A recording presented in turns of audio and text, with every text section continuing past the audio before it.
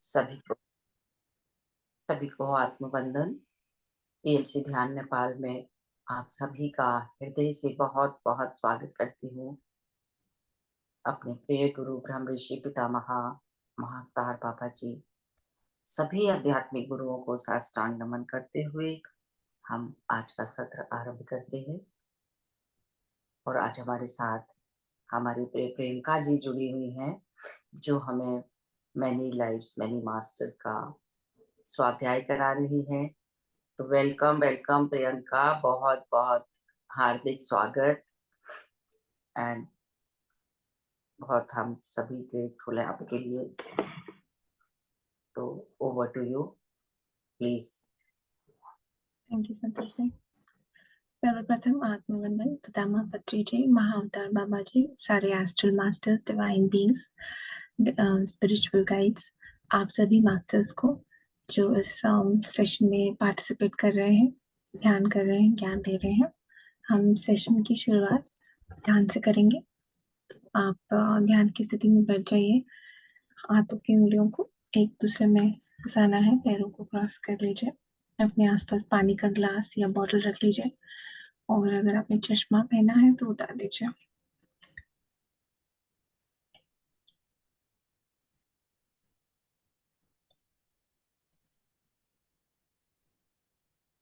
मुझे होस्ट कर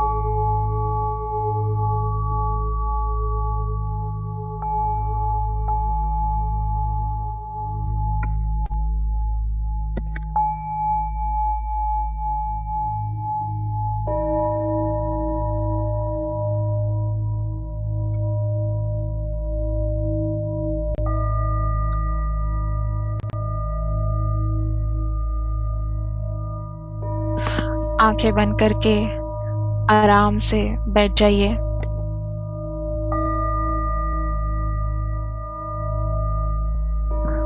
अपनी सांसों पे ध्यान दें। एक गहरी सांस लें और धीरे से छोड़ें।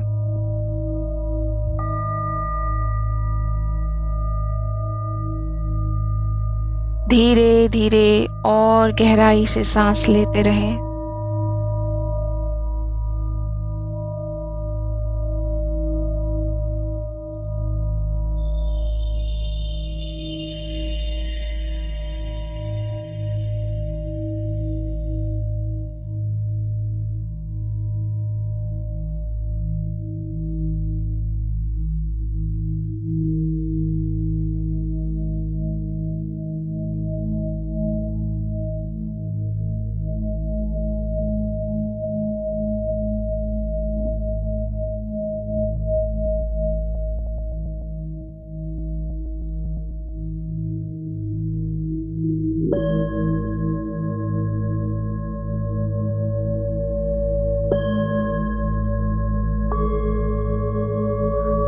इस समय आप एक दिव्य आत्मा हैं।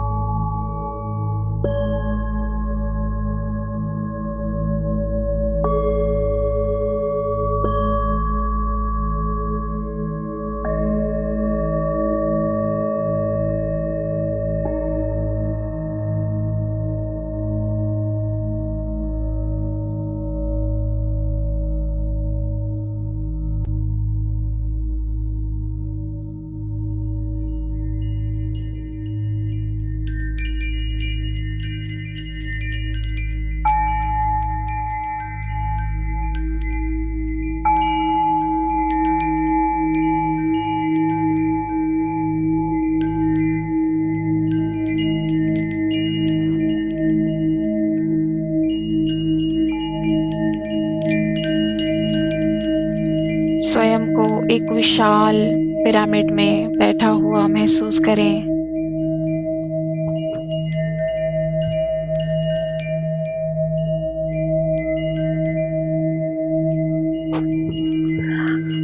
अब हम यहाँ पे महादेवी लक्ष्मी, महादेवी सरस्वती, माता पार्वती, महादेवी दुर्गा,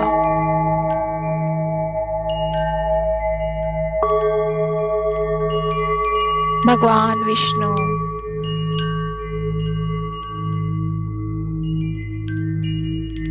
महादेव,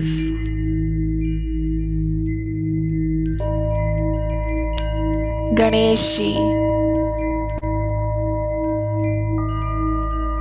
हनुमान जी,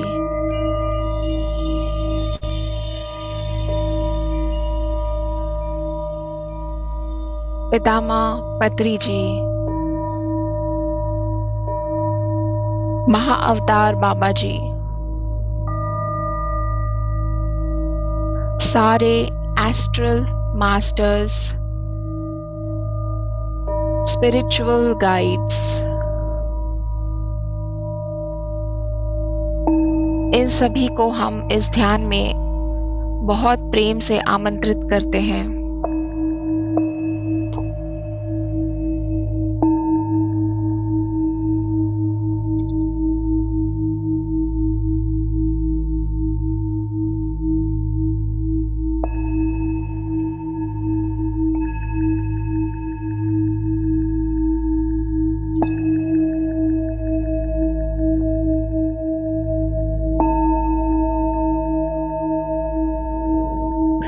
इन सभी को अपने आसपास एक सर्कल में बैठा हुआ महसूस करें।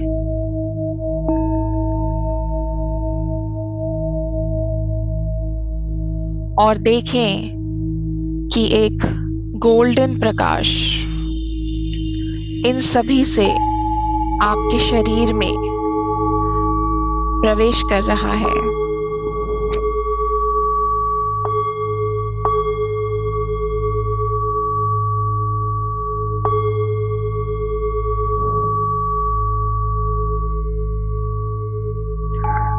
यह गोल्डन प्रकाश आपके ब्रह्मरंध्र से धीरे धीरे आपके शरीर में प्रवेश कर रहा है। आपके सहस्रार चक्र से धीरे धीरे नीचे के सारे चक्रों को यह प्रकाश छू रहा है।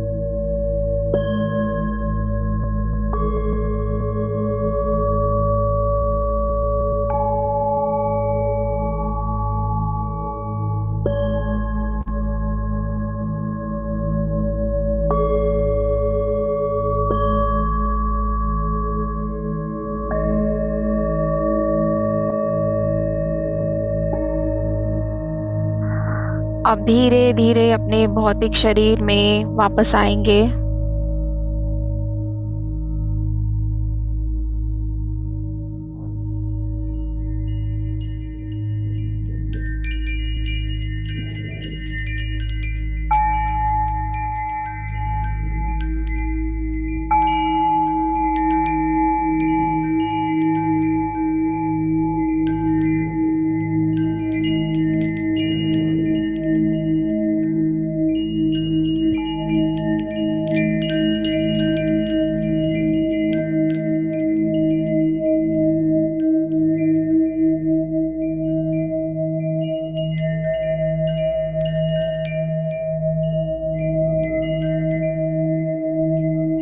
शरीर को एकदम रिलैक्स रखें।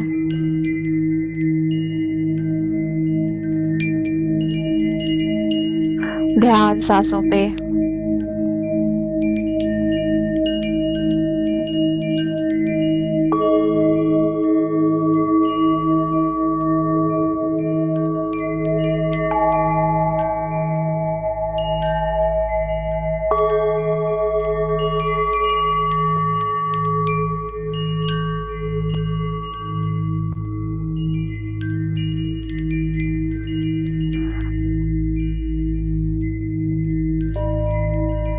ध्यान सांसों पे।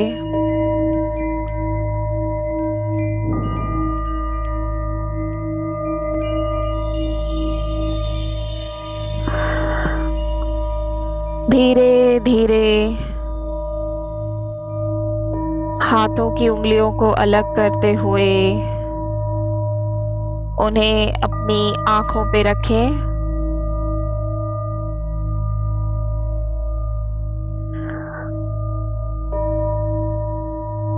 5, 4, 3, 2, 1। ध्यान से बाहर आएंगे।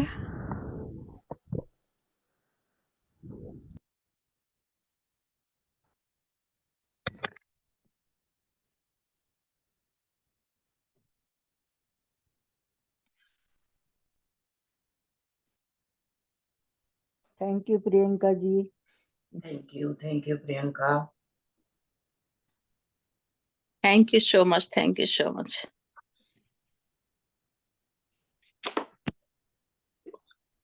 Thank you Priyanka ji.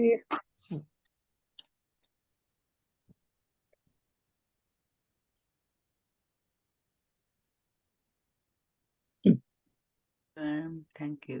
Thank you, Priyanka.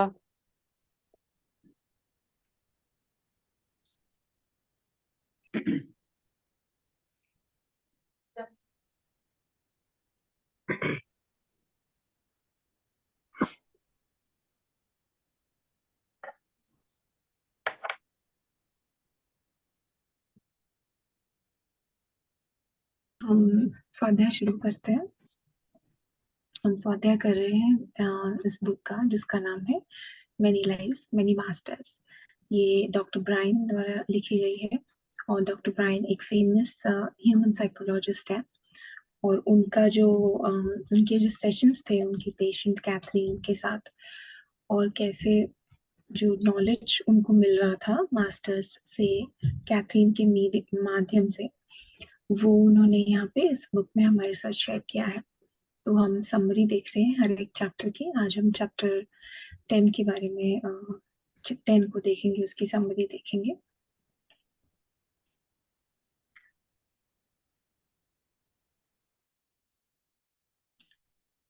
Doctor Brian कह रहे हैं कि बहुत सारे वीक्स ऐसे पास होते जा रहे हैं और मेरे जो सेशंस है कैथरीन के साथ, वो सेशंस के जो टेप है वो बार बार सुनते रहते हैं, क्योंकि उनको हर चीज इतने इंटरेस्टिंग लगती है। हर बार उनको हर सेशन में कुछ नया सीखने को मिलता है। तो वो कह रहे हैं कि मैं जो है ये बार बार सुनता रहता हूँ, ओवर एंड ओवर अगेन। उसके बाद वो कहते हैं कि क्या हो रहा है मेरे अंदर, मुझे समझ में नहीं आ रहा है। लेकिन मुझे जैसे मास्टर्स ने एक बार उन्हें मैसेज दिया था कि पेशेंस और टाइमिंग, इसका हमें ध्यान रखना चाहिए, क्योंकि हर चीज हमारे पास उसी टाइम पे आएगी जब उसे आना है, और हर हर चीज तभी क्लियर होगी जब सही टाइम आएगा। तो आपको जो भी ज्ञान अभी हम दे रहे हैं उसको आप डाइजेस्ट करने की कोशिश करिए, उसको आप समझने की कोशिश करिए। फिर कैथरीन आज के सेशन के बारे में बात कर रहे हैं, डॉक्टर ब्रायन वो बोल रहे हैं कि सेशन शुरू होने से पहले कैथरीन ने अपना एक ड्रीम शेयर किया उनके साथ, और उन्होंने बोला कि क्या ड्रीम, थोड़ा थोड़ा सा मुझे याद है। उसमें वो अपने पेरेंट्स के घर पे थे और वहां पे आग लग गई उनके घर पे, और आग लगी तो वो सबको बाहर निकाल रही थी घर से। लेकिन उसके पिता जो है वो अम, इतना ज्यादा डरे नहीं थे। वो बोल रही थी कि कोई बात नहीं, वो आराम से बैठे थे। और फिर कैथरीन ने उनको घर से बाहर निकाला, और फिर उनको याद आता है कि मैं कुछ इम्पोर्टेंट, बहुत इम्पोर्टेंट कोई चीज मैं घर में भूल गया हूँ।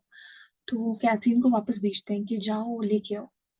और उसके बाद कैथरीन को याद नहीं कौन सी चीज थी वो। और फिर डॉक्टर ब्रायन कहते हैं कि मैंने भी ज्यादा उस ड्रीम को डिकोड करने के बारे में नहीं सोचा। मैंने ये डिसाइड किया कि मैं, हम जब हिप्नोसिस करते हैं तो उसमें हम देखते हैं कि इस ड्रीम का क्या मीनिंग है, आता है निकल के। ऐसा डॉक्टर ब्रायन ने डिसाइड किया। उसके बाद उसको फिर से हिप्नोटाइज करने लग गए वो। तो अब उसको वो बोल रही है कि एक कोई तो लेडी दिख रही है उसको, ब्लैक कलर का हुड जैसे होता है उसके जैसे कुछ पहना है, और पता नहीं क्या है, पर ब्लैक कलर है, उस पे गोल्ड डिजाइन है। और फिर एक बिल्डिंग दिखी उसको। इस लाइफ टाइम में वो बिल्डिंग दिख रही है, मार्बल की बनी है, और ये सब कुछ वो डिस्क्राइब कर रही थी। उसके बाद सोल्जर्स थे वहां पे, कुछ ब्लैक कलर का यूनिफॉर्म उन्होंने पहना था। बाद में डॉक्टर ब्रायन कहते हैं तुम कहाँ पे हो। तो वो कह रही है कि ये बिल्डिंग जो है पूरी सिटी से एकदम अलग है, मतलब किसी एकदम बाहर कहीं पे तो है। और जेल के जैसे लग रही है, प्रिजन के जैसे लग रही है ये। और मैं वहां पे हूँ। और कोई कौन सा देश है ये, डॉक्टर ब्रायन पूछ रहे हैं। वो कह रही है, उसने कहा यूक्रेन। फिर साल कौन सा है, तो उसने बोला 1758। तो और बहुत सारे सोल्जर्स हैं वहां पे। और डॉक्टर ब्रायन और बोल रहा है और क्या क्या दिख रहा है तुम्हें आसपास। तो वो बोल रही है मुझे फाउंटेन दिख रहा है, घोड़े दिख रहे हैं, बहुत सारी चीजें वो सुन रही थी, देख रही थी, तो वो सब कुछ बोल रही है।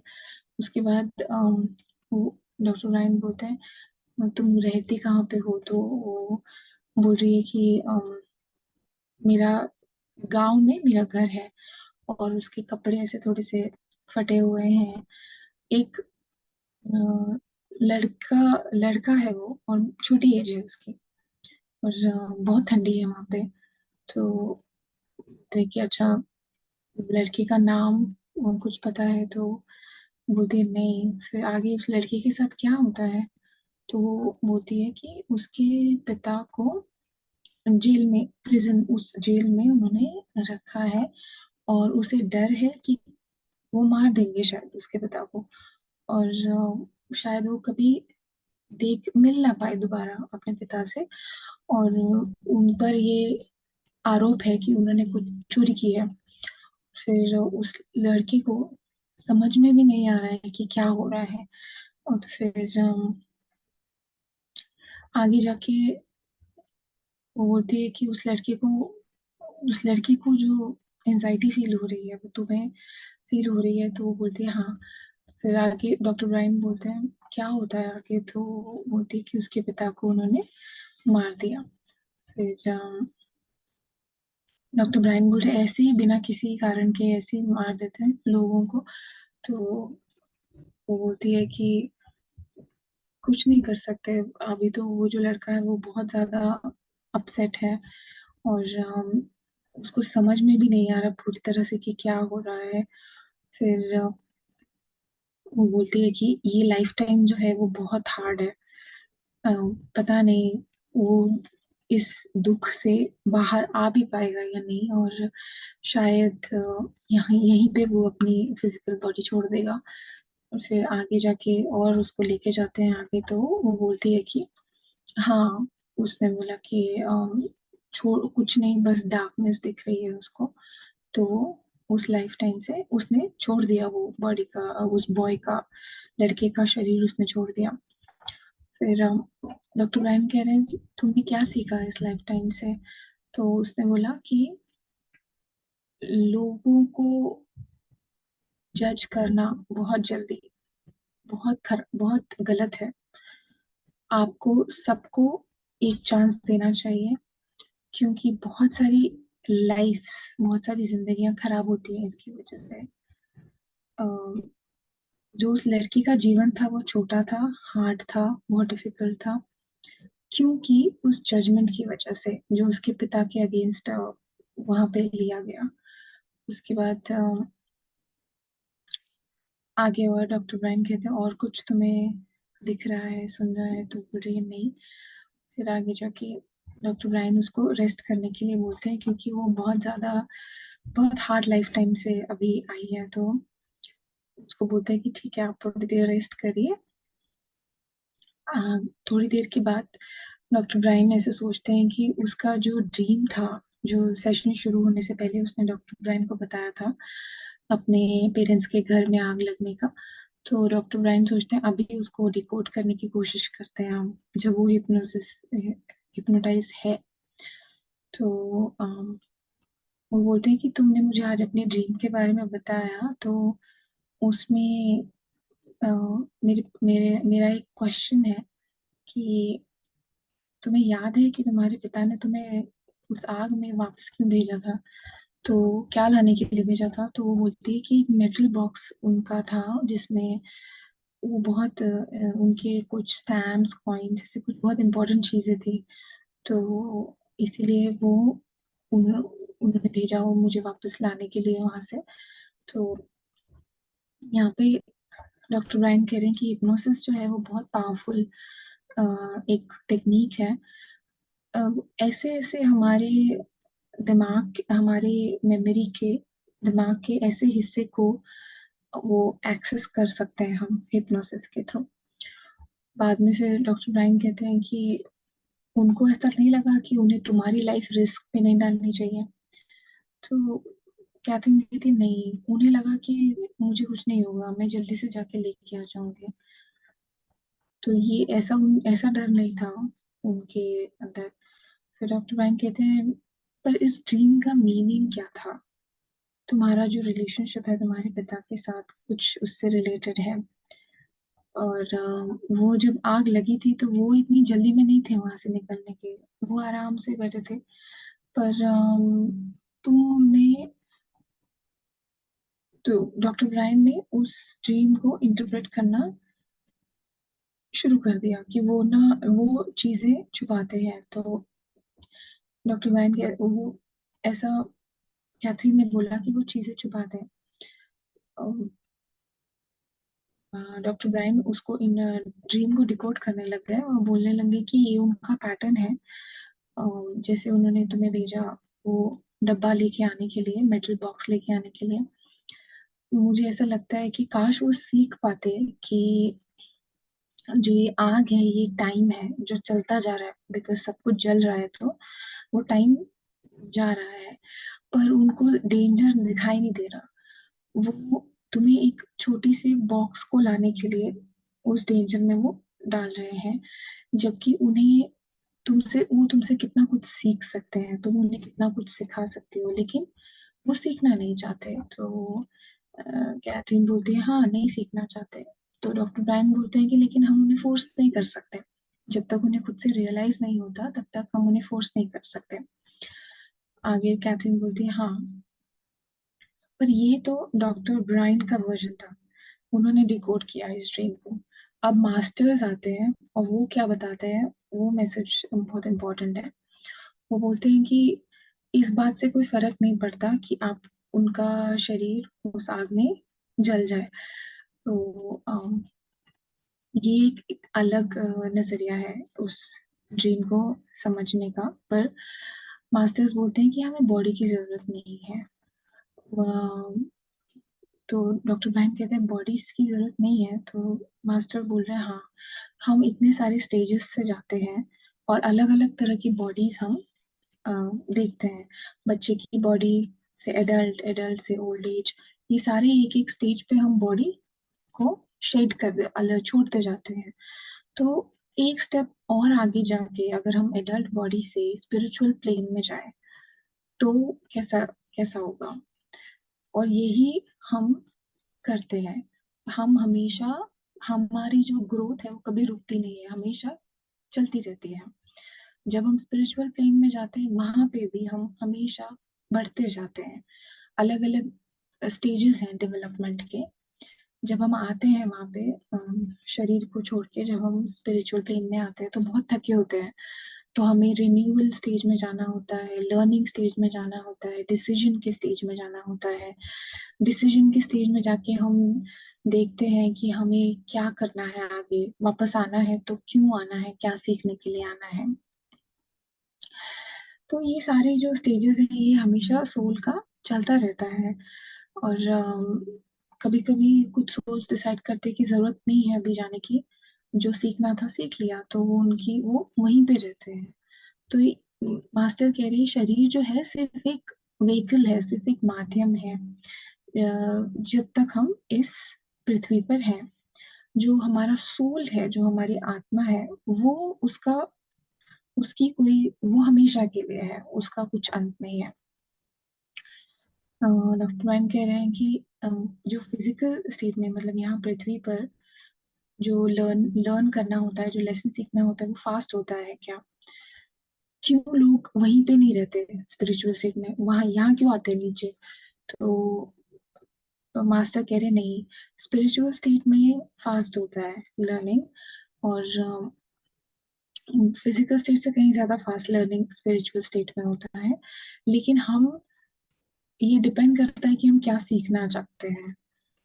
और अगर हम, जैसे एक एग्जांपल दे रहे हैं वो मास्टर, कोई रिलेशनशिप है और हमने उसको पूरी तरह से, कुछ रह गया किसी रिलेशनशिप में, तो उसको, उस रिलेशनशिप का लेसन सीखने के लिए हमें वापस आना पड़ेगा। अगर वो लेसन सीख लिया तो आपको आने की जरूरत नहीं है। तो और जब आप स्पिरिचुअल फॉर्म में होते हो, हमेशा आप फिजिकल स्टेट में अगर किसी को कांटेक्ट करने की कोशिश करो तो कर सकते हो, पर जरूरत कितनी है वो उस पर डिपेंड करता है। तो डॉक्टर ब्रायन कहते हैं कैसे आप कांटेक्ट करते हो, जो अर्थ पे जो सोल्स हैं उससे कैसे कांटेक्ट करते हो, उनको मैसेज कैसे देते हो? तो मास्टर कहते हैं कि कभी तो आप जिस फिजिकल बॉडी में थे उस फॉर्म में ही उनको दिखते हो, या कभी मेंटल कांटेक्ट करके कुछ मैसेजेस देके ड्रीम के थ्रू, या माइंड टू माइंड कनेक्ट होके मैसेजेस देते हैं। लेकिन अगर कोई इम्पोर्टेंट नॉलेज आपको किसी को देना है फिजिकल वर्ल्ड में तो आप उसको दे सकते हो, ये पॉसिबल है, और उनको समझ में आ जाता है कि आप क्या बोलने की कोशिश कर रहे हो। तो डॉक्टर ब्रायन कैथरीन से बात कर रहे हैं, वो बोल रहे हैं कि जो ज्ञान तुम्हारे पास अभी है, जो इंफॉर्मेशन तुम्हारे पास अभी है, वो कितनी इम्पोर्टेंट है। लेकिन जब तुम अवेयर होती हो फिजिकल स्टेट में, जब तुम होती हो कॉन्शियस माइंड में, तो कहाँ चला जाता है ये सब? तब तुम क्यों नहीं इस ज्ञान को, क्योंकि स्टार्टिंग में उसने क्या बोला, उसको पूरी तरह से अपना ड्रीम याद भी नहीं है। डॉक्टर ब्रायन ने उसको डिकोड किया वो अपने तरीके से, पर एक्चुअल मीनिंग मास्टर्स ने उनको अभी बताया। तो कैथरीन कहती है कि क्योंकि मेरी कैपेसिटी नहीं है इसको समझने की, इसलिए मुझे याद नहीं रहता। और फिर इतना ज्यादा, लेकिन डॉक्टर ब्रायन कहते हैं कि यही यही काम मैं कर रहा हूँ। मैं तुम्हें समझाने की कोशिश कर रहा हूँ और तुम्हें सिखाने की कोशिश कर रहा हूँ। जब तुम मास्टर्स की आवाज सुनती हो और वो तुम्हें ये सारी चीजें बता रहे हैं, बहुत सारी इम्पोर्टेंट इंफॉर्मेशन दे रहे हैं। तो वो बोलती है हाँ, बट वो बोलती है कि मैं मेरे मुझसे खुद से नहीं बोल रही हूँ, वो मेरे थ्रू बोल रहे हैं, मेरे दिमाग में वो डाल रहे हैं। और फिर मैं कैसे, डॉक्टर ब्रायन उसको पूछ रहे हैं कि ये जो ज्ञान है वो मैं तुम्हें कैसे दूं, कि जिससे तुम अपने, जब तुम उठ जाते हो इस सेशन से, सेशन खत्म हो जाता है, उसके बाद भी तुम्हें वो याद रहना चाहिए। तो मैं ऐसा क्या करूं? तो कैथरीन कह रही है आपने ऑलरेडी वो कर दिया है, बहुत सारी चीजें उसकी लाइफ में इम्प्रूव हो रही है, उसके डर खत्म हो रहे हैं, तो वो ऑलरेडी आपने कर दिया है, उसके लिए आपको सोचने की भी जरूरत नहीं है। फिर डॉक्टर ब्रायन कहते हैं अब इस लाइफ टाइम में तुम्हें कौन सा इंपॉर्टेंट लेसन सीखना है? तो वो कहती है ट्रस्ट, लोगों पे ट्रस्ट करना, ये मेरा लेसन है इस लाइफ टाइम में। क्योंकि मुझे हमेशा ऐसा लगता है, कैथरीन को हमेशा ऐसा लगता है कि उसके आसपास के जो लोग हैं वो उसके साथ कुछ ना कुछ बुरा कर रहे हैं, अब उसका फायदा उठाने की कोशिश कर रहे हैं। तो डॉक्टर ब्रायन सोच रहे हैं कि ये जब इस हिप्नोसिस में है तो इतना अच्छे से उसको सब पता है, हर क्वेश्चन का आंसर उसको पता है, कोई ड्रीम का मीनिंग उसको अच्छे से आता है। तो ये इतना मतलब ये सारी चीजें उसको, उसकी वीकनेसेस, उसकी स्ट्रेंथ, हर चीज उसको पता है।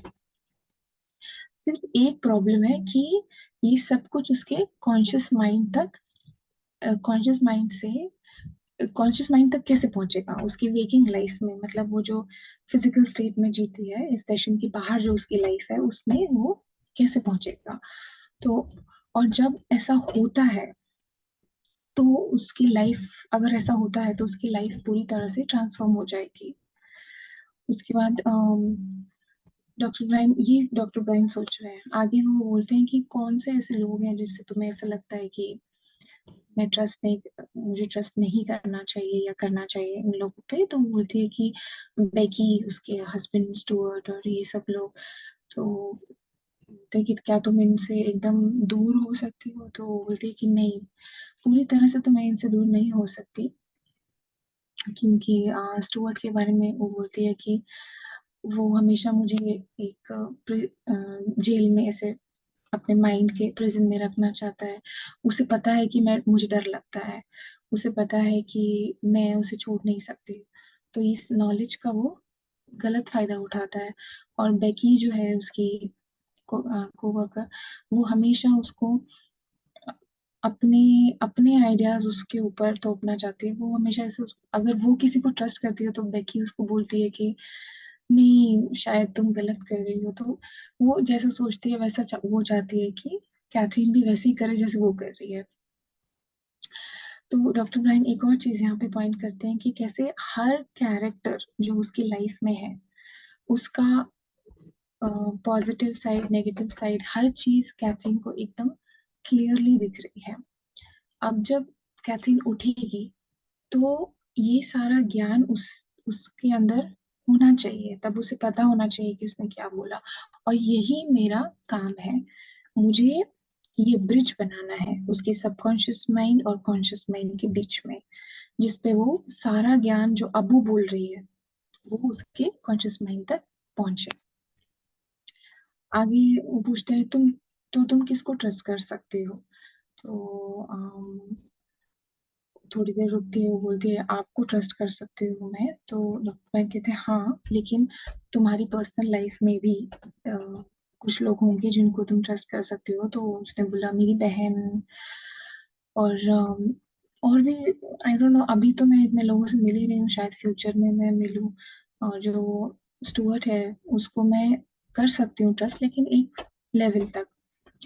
और फिर वो मेरी फिक्र करता है लेकिन थोड़ा सा कंफ्यूज्ड है।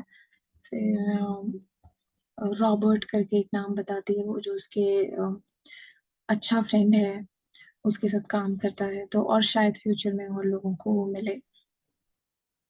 जब अब डॉक्टर ब्रायन बोलते हैं कि जब पास्ट के बारे में वो इतना श्योर है, पास्ट के बारे में जब इतना सब कुछ देख लिया है तो फ्यूचर के बारे में भी देख सकते हैं। तो क्या हम फ्यूचर उसको बोलते हैं कैथरीन को, क्या तुम फ्यूचर देख सकती हो? तो वो मना कर देती है, वो बोलती है कि मास्टर्स मेरे आसपास है और फ्यूचर अभी देखने की मुझे परमिशन नहीं है।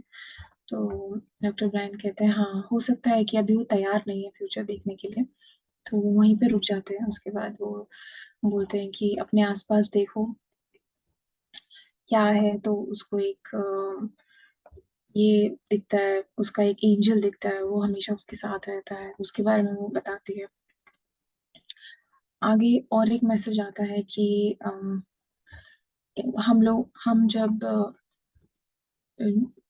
हम लोग जब वो एक बार फिर से वो हिप्नोसिस के सेशन में जाती है, और वहां पे उसको उसकी जो सर्जरी हुई थी अभी ये सेशन शुरू होने से पहले, वो याद आता है। और फिर वो बोलती है कि उस सर्जरी के दौरान उसको एनेस्थीसिया दिया था, और जब वो एनेस्थीसिया के अंडर में थी तब ये डॉक्टर्स जो हैं वो बात कर रहे थे, कुछ कंप्लेंट्स या कुछ नेगेटिव ऐसे कुछ बात कर रहे थे। वो वहां से वो डर उसके अंदर बैठ गया, और उसके बाद उसको चोकिंग का मतलब ऐसे उसको ऐसे ये डर बैठ गया उसके अंदर कि उसके गले में कुछ अटक जाएगा करके।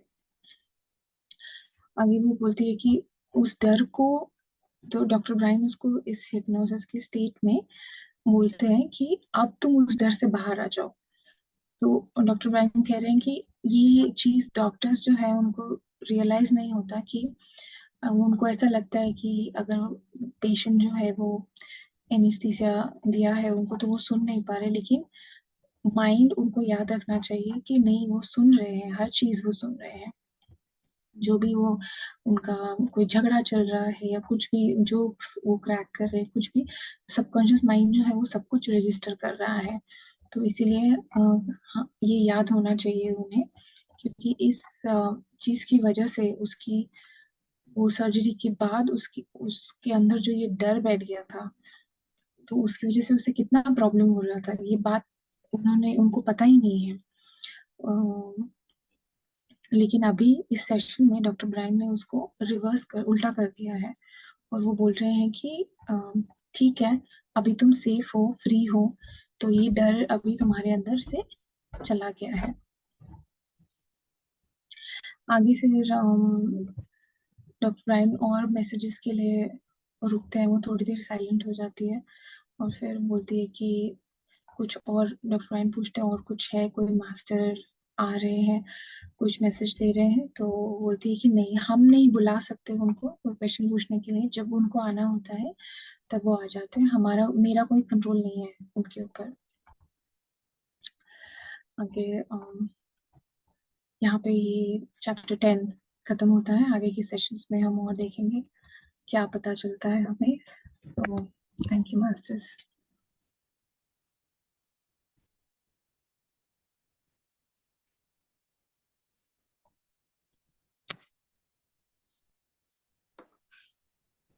Thank you Priyanka. अच्छा चल रहा है, अलग अलग इनकारनेशन में अलग अलग अनुभव हो रहे हैं और सीख भी, लर्निंग भी ले रही है साथ साथ। ये एक बहुत अच्छी बात बताइए कि हमारा जन्म भी, हर जन्म में हम क्या सीखने आए हैं ये क्लैरिटी होनी चाहिए। जी।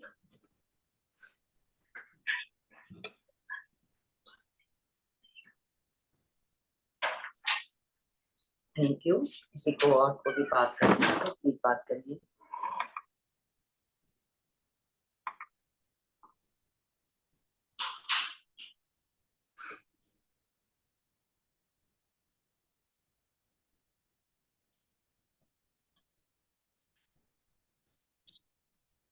प्रश्न तो खैर होता ही नहीं है इसमें किसी का।